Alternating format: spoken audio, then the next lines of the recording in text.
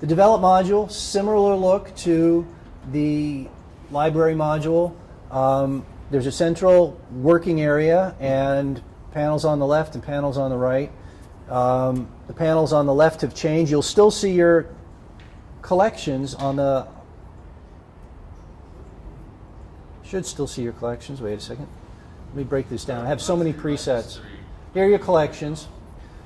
Presets, snapshots, history, and collections. So you can still navigate from one group of images to another if you do it through the collections panel there.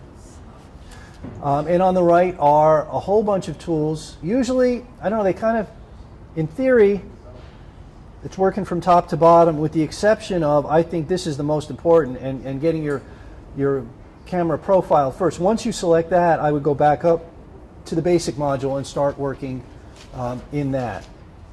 You'll notice with the preview,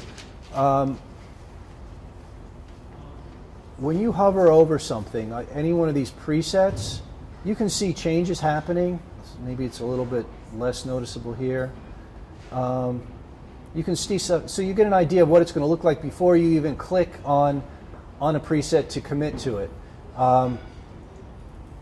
But remember, in Lightroom, everything is non-destructive, so if you do something that you don't like, Command-Z takes you back a step.